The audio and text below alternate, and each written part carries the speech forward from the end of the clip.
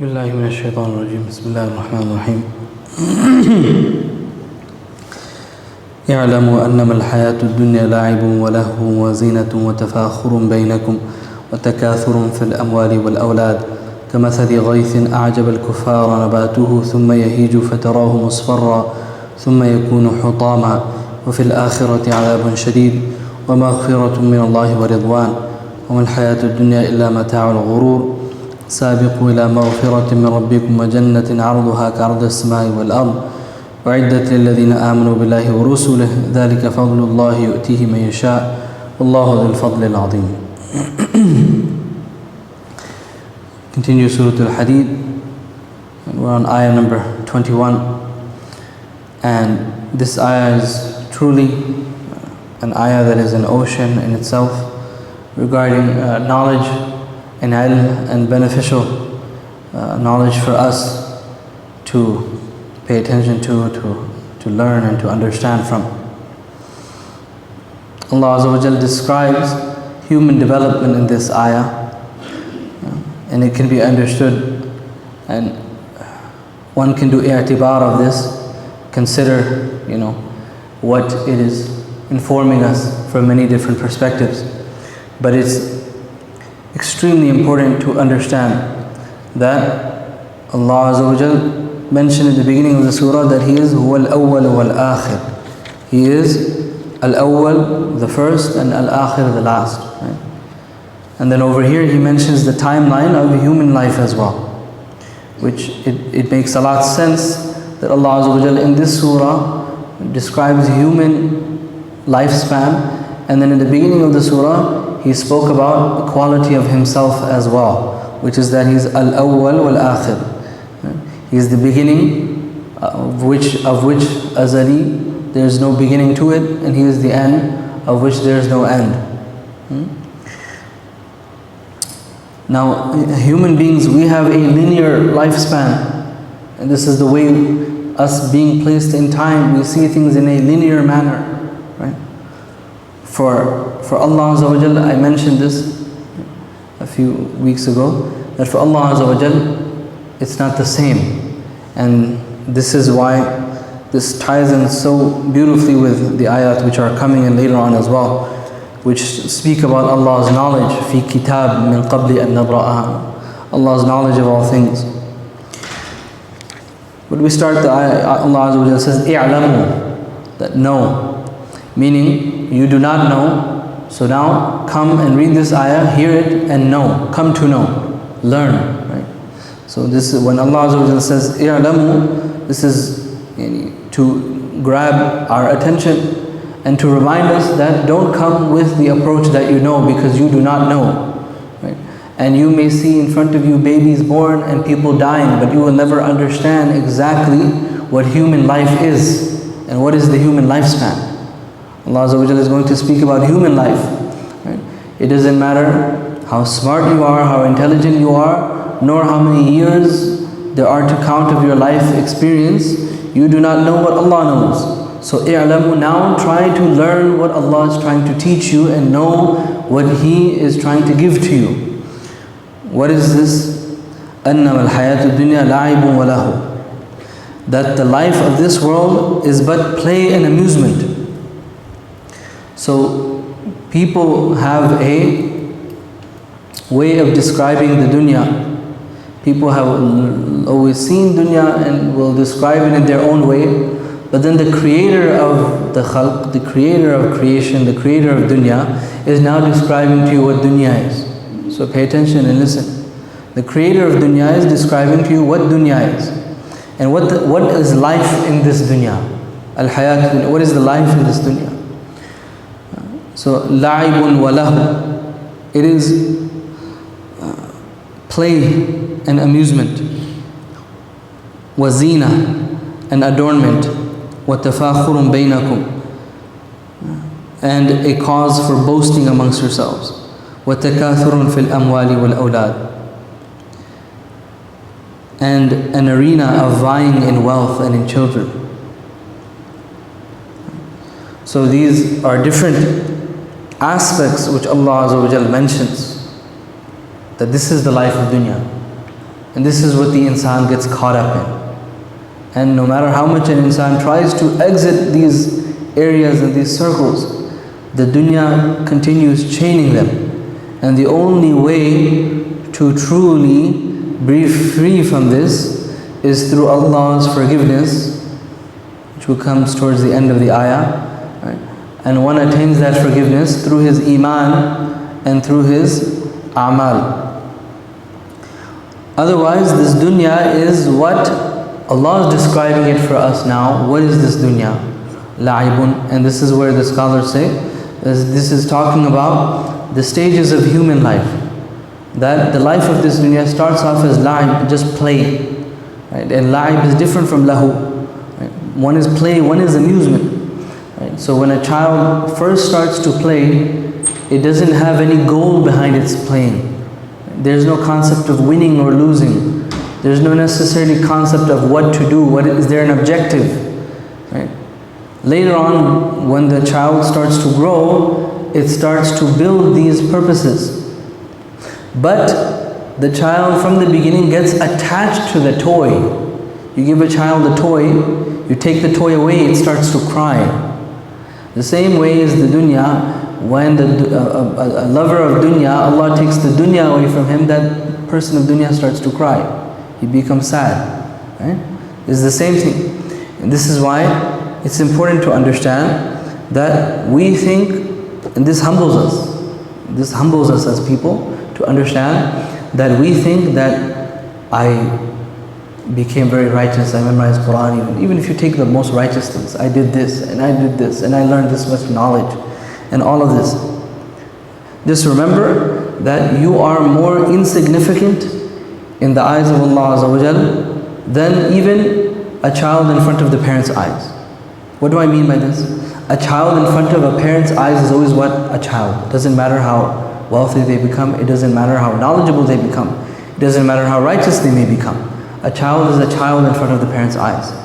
Likewise, a human being in front of Allah Azza wa Jal is a weak human being, a weak creation. Okay? And so, one may think they may be developing so well and so amazing, but what does Allah Azza wa Jal do? Allah shows them towards the end of their life that the same weakness that you had when you were a child, when you become older, I'll return you to that weakness, and after the age of 40 you will see a decline in your health. Right? And so Allah Azza wa Jal returns you back to the state that you once entered this world. And this is something extremely unique to think about. Why? Because why is it that a human develops in this way? That they're a child of weakness and then they become strength and then they return back to weakness. And then Allah takes their life. Why couldn't it be that, the general development cycle happen in a different manner? And the scholars have questioned this and discussed this. But Allah Azza wa Jal deemed for it to be in this manner. Right? For us to then acknowledge that you may think you're growing and developing, but in front of Allah Azza wa Jal, you yesterday, you today, and you tomorrow are the same. Right? So seek His help and His mercy and His forgiveness, because there's not much you and I can do. So la'ib is play. Lahu, then it becomes amusement. So now that play starts to make sense. Now there's a goal, now there's an objective. Now the child starts to understand the game on a different level. Right? On a different level. And this amusement, it continues. Right? It continues. It just develops. It's the same. Right? This is why, if you ask yourself, are you different from the person you were? I'm Zayd. Am I a different Zayd than 10 years ago? As much as I've changed, at the same time, I'm the same Zayd. All of us as human beings, as much as we've changed, right, there's a child inside of us which reminds us of who we once were, meaning that no matter how much we change, we still feel the same. Right? And this is what, fine, it's playing, it's la'ib at one stage, it just changes a little bit, becomes lahu. Now there's a little bit more amusement attached to it. Then that amusement grows a little bit more and it becomes zina. Right? Now it becomes an adornment. And what's referred to this adornment is that now beyond just playing, the child is now starting to find amusement in things beyond play. Now clothes are amusing to him. Now clothes make him happy. Now cars make him happy. Now looking good in front of people makes you happy, makes him happy. Right? Zina. This life now becomes an adornment. Once that human starts to recognize zina, right? Zina, that there are things that I can adorn myself with and amuse myself with, then he will compete for those things. And it will become another game, وَتَفَاخُرٌ بَيْنَكُمْ. That now they'll start to boast, right? And that person will start to boast amongst his peers that I have more, I have this job, I have that career, I have this life, I have this family, I have this status, right? I have this knowledge. Right? This tafakhur can enter in any circle. May Allah protect us, but this is what it is. This tafakhur of boasting amongst yourself can enter into any circle. And this is where the shaitan will come. And you may think you're protected, you come to the masjid, you went to a madrasa, you studied Quran, you did all of these things. But then what do you see? You see in the circle of the ulama, you see in the circle of the people of the pious, the shaitan whispers to them. And now deen becomes a means for them to boast to each other. That I've done this in my deen more than you. I've done that in my deen more than you. The people of the dunya may not do it in deen, they'll do it in dunya. I have this job, I have this car, I have this career. But shaitan is very, not just the shaitan, but the life of this dunya. Because Allah is telling us the nature of this dunya, the nature of this life. That how it will creep, how the fitna of this life will creep into you. Right? So a person may think that they're protected, but in reality, the whispers of shaitan may come to them and influence them from a different angle, and they won't even see it. And now they're boasting and bragging about deen, or dunya, or anything else, which they shouldn't be boasting and bragging about. وَتَكَاثُرٌ فِي الْأَمْوَالِ وَالْأَوْلَادِ. And then a person comes a little bit beyond that. Now it's not about necessarily, when a person gets even a bit more older, it's not about your own achievements anymore, but rather it's about, look at the family that I built, look at the wealth that I'm leaving them. Takathur fil amwali wal awlad. Look at the grandchildren I have. Look at the perfect image of the family that I have, my children, my grandchildren. Look at this image. And we just want more and more of this. And this is what, this mirage and this deception, which Allah, in the end of this ayah, what does He say? Mata'ul ghurur, deception. This is all a deception. This deception is only confronted by one thing. Hatta zurtum al-maqabir, until you visit the graves, until you see death. Right? Fil amwali wal awlad. So and this ayah is extremely beautiful ayah, and we should really ponder upon this ayah. Right? We should really ponder upon this ayah. Then Allah Azza wa Jal explains it to us that what is this example of this life? It's kamathali ghaythin a'jab al-kuffara nabatuhu. Its parable is that of a nourishing rainfall, that herbage from which pleases the tillers of soil. Kamathali ghaythin, it's like a rainfall. This rainfall comes down, and so the farmers become extremely happy. A'jab al-kuffar. This rainfall amuses, makes the farmers extremely happy. Farmers are called kuffar here. Kafara actually means, Ibn Mas'ud said, it refers to when a person hides the seed in the soil. Right? And so disbelievers, what do? They also hide something. It's the greatest reality which should not be hidden. Allah Azza wa Jal and the deen. So that's why they're called kuffar. So but over here it means farmers.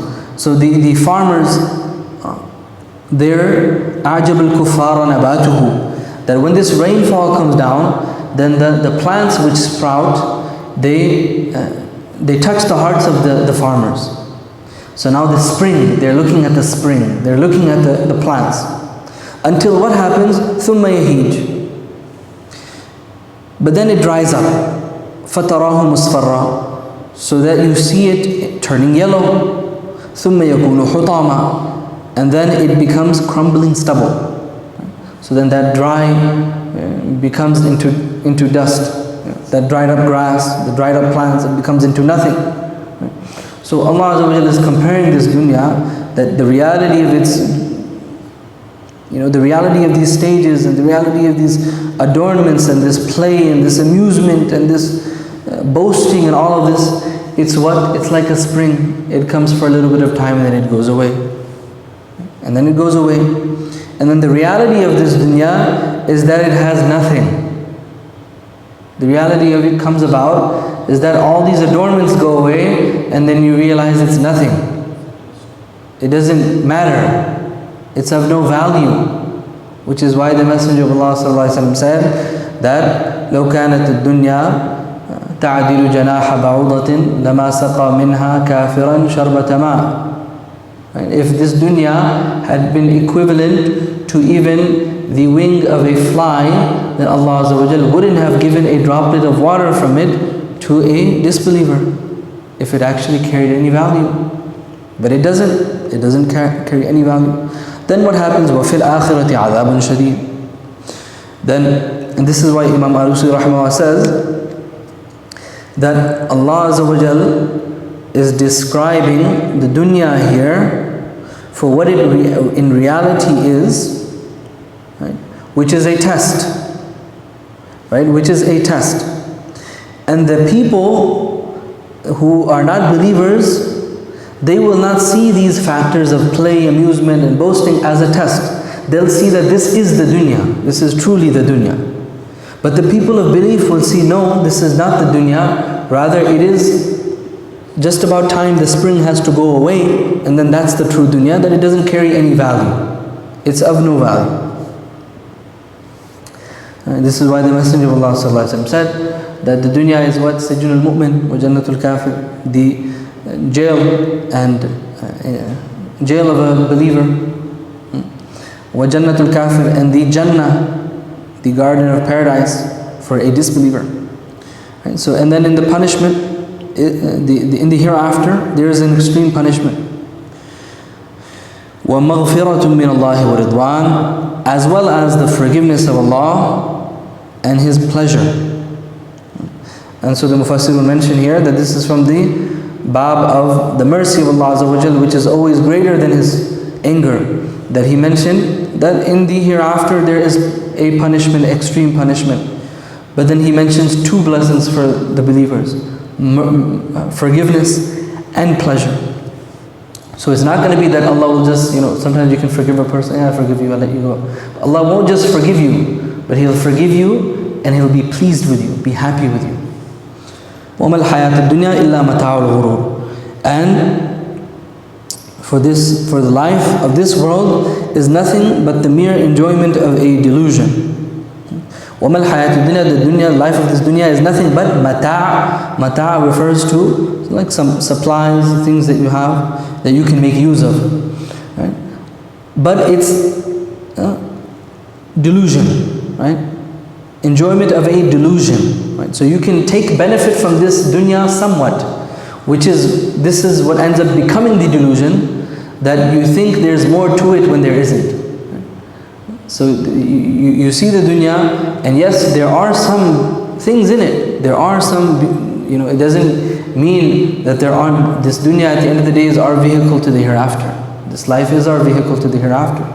But a person will realize that its deceptions are greater than the khayr, than the goodness that's in it. So what do you have to do? سَابِقُوا إِلَى مَغْفِرَةٍ مِّن رَبِّكُمْ. Race one another to the forgiveness of your Lord. وَجَنَّةٍ عَرْضُهَا كَعَرْضِ السَّمَاءِ وَالْأَرْضِ. And to a garden of paradise whose breadth is as the breadth of all the heaven and the earth. Prepared أُعِدَّتْ لِلَّذِينَ آمَنُوا بِاللَّهِ وَرُسُلِهِ. Prepared for those who believe in Allah and His Messenger. ذَلِكَ فَضْلُ اللَّهِ يُؤْتِيهِ مَن يَشَاءُ. That is the fadl, the bounty, grace of Allah. He gives to whomever He so wills. So the Sahaba radiallahu anhum, they competed with each other, they embodied this teaching, this ayah, which is to compete. Right? Abu Bakr and Umar radiallahu anhum were known for competing. You compete in the goodness towards Allah Azza wa Jal. This race, it uplifts other people. When someone will see you racing to Allah, they'll want to race to Allah Azza wa Jal. Right? You race to each other, to Allah Azza wa Jal, with the hopes that the community will race along with you. They will follow you. Right? Wallahu dhul fadl al-azim. And Allah is the possessor of the great, magnificent bounty, the great fadl. ما أصاب من مصيبة في الأرض ولا في أنفسكم إلا في كتاب من قبل أن نبرأها. This jumla sabiq, or this ayah sabiq, this was a jumla, what would be known in grammar as jumla mu'tarida. That it's a statement which comes between another statement. So now it continues that no. So Allah Azza wa Jalla said before, i'lamu, over here as well, i'lamu ma asaba min musibatin fil ardi wala fi anfusikum. That know that not a single affliction befalls in the earth, fil ardi wala fi anfusikum, or amongst yourselves, illa fi kitabin min qabli, but it is already written in a book, an nabra'aha, min qabli an nabra'aha. It is written in a book. It is written in a book before we create it. So now what does this mean? Allah Azza wa Jalla now is describing to us and talking to us about His great knowledge. His knowledge, which, and then we understand through the vastness and the greatness of His knowledge, His power.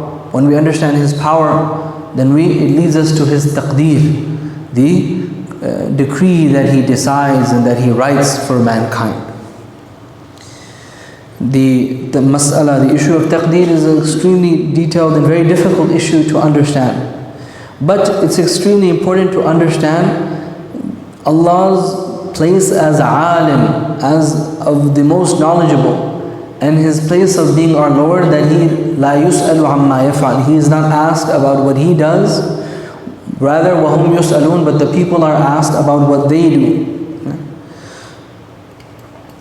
And that when Allah Azza wa Jal sends a test upon us, right now testing is being, the dunya is a test, the description of different kind of circumstances of tests, ma asab min musibah, that now circumstances of tests which will be sent upon you in this life, whether it's good things or bad things, right? Because this is not just referring to bad things, right? Because a good thing, a ni'mah, can also be a musibah.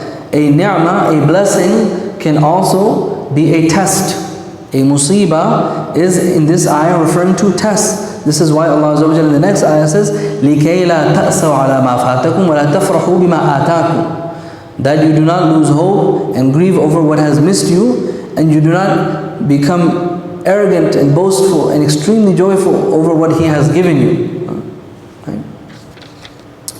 So now when the test is being sent upon you, that you are not responsible to try to understand it from the lens of the examiner. You have to understand it from your lens of being examined. What does that mean? Yes, Allah Azza wa Jalla knows, and everything of what we're going to do and what we will do and how we will do and what we will be tested with is written in the book. So then one says, if it's all written, then what do I have to do and why do I have to do? And the Sahaba radhiyallahu asked this question. Right? But the reality is, all that knowledge is in the hands of Allah. When He tells you to pray your salah, and for me I pray my salah, when I pray my salah and I have to take that decision of praying my salah, I don't know what's going to happen after that. I'm told to spend, I don't know what's going to happen after I spend. I'm tested with food, I don't know what's going to happen after I eat or don't eat. I drink or don't drink. Allah knows that. But in my free will and the ikhtiyar that I and you have been given, we have to make a choice. So now the choice that you and I make, is it in lines with the teachings of Allah and His Messenger? And that's our responsibility. That the choice that we make in the circumstances that we're placed in, right, not to know necessarily what is the result. Right? Even the Anbiya alayhi salatu wasalam many times did not know the result. And this is not, by saying this, we're not lowering their rank. Why? For example, the Messenger of Allah was told to speak of the guidance. For years and years he gave the da'wah to his uncle. Did he know that his uncle was going to die upon kufr? No, he did not know this. And he continued to give da'wah even when he was on his deathbed. Now, what was the result? That's in Allah's hands. The interpretation of those results are also in Allah's hands. But the job of doing the da'wah, which was in the hands of the Messenger of Allah, he fulfilled it. And he continued making the da'wah. And after his uncle passed away, he didn't ask Allah, Ya Allah, why didn't you give him? Why did you do this? Why did you take him? What a loss, right? What a loss. How much, the Messenger of Allah was a human being. He had emotions. What he might have felt. We know that the year his uncle passed away was Aam al-Huzn, the year of grief and sorrow. But he didn't now ask and question. This is why when a person solidifies belief in their heart, it gives a person assistance in coping with trials in life. So now in the field of psychology, people who don't believe in a God and people who don't believe, they have to try to find assistance and coping from a different channel. And this is extremely difficult. And this is why then so many problems come about. But in summary, Muslims have a mechanism of coping, which is that we have our belief system. Now that alone may not be enough for us, not because the belief system is not strong, but because maybe we're weak and we need help from other things. But the belief system, our belief in Allah's knowledge, His taqdeer, it should give us a sense of tawakkul and ability to be able to cope. Why? Because Allah knows all knowledge, Allah knows all things. What did Yaqub alayhi salatu wasalam say when he described his grief? إِنَّمَا أَشْكُ بَثِّي وَحُزْنِي اللَّهِ, I only complain bathi of what I'm feeling and my huzn, my sorrow, إِلَى اللَّهِ وَأَعْلَمُ مِنَ اللَّهِ مَا لَا تَعْلَمُونَ. And I know from Allah what you do not know. He said to his sons, I know from Allah what you do not know. What is it that he knew? It was this knowledge that Allah had given to him about taqdeer, and this knowledge that Allah had given to him of his iman, which gave him itmi'nan, peace and calmness. And if you just think yourself, when you're in a calamity, in a state of trial, when you remember that Allah knows the state that I'm in. He knows before I came into this state of trial, and He knows when and how this state of trial will be uplifted. You feel better that Allah knows my state. You feel you're not alone, Allah is with you. So then this belief, it empowers a believer then to cope with the trials of this life.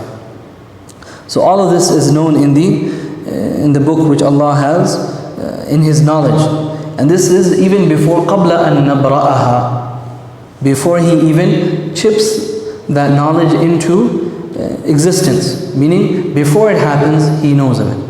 إِنَّ ذَلِكَ عَلَى اللَّهِ يَسِيرٌ. Indeed, this is for Allah very easy. How is it very easy? We will never understand. This is why again the ulama say taqdeer, right? The part of it which has to do with Allah Azza wa Jal, that He is muqaddir. This is a sir min asrarillah, a secret from the secrets of Allah Azza wa Jal. Now, it is true that Allah Azza wa Jal opens those secrets to the righteous and to the pious. We learned this from the story of Khidr and the story of Musa alayhi salatu wasalam. لِكَيْ لَا تَأْسَوْا عَلَى مَا فَاتَكُمْ. The last ayah we'll read. لِكَيْ لَا تَأْسَوْا عَلَى مَا فَاتَكُمْ. Right? Know this so that you do not grieve over what escapes you. وَلَا تَفْرَحُوا بِمَا آتَاكُمْ. Nor exult over what comes to you. Meaning, لَا تَفْرَحُوا. Over here, farah refers to, right, arrogance and a type of boastfulness and extreme. This is why emotions have to be regulated. Too much joy can make a person narcissistic. It can make a person toxic positivity. Some positivity is not good. وَلَا تَفْرَحُوا بِمَا آتَاكُمْ. Don't be so arrogant over what Allah has given you. وَاللَّهُ لَا يُحِبُّ كُلَّ مُخْتَالٍ فَخُورٍ. For Allah does not love the swaggering and the boaster. Al-Mukhtal, right? This is the person who swaggers in the way he walks, his cloth, and he makes it move in a certain way. Right? He doesn't like that type of person whose nature is that he shows off and is arrogant. And fakhur, every boaster.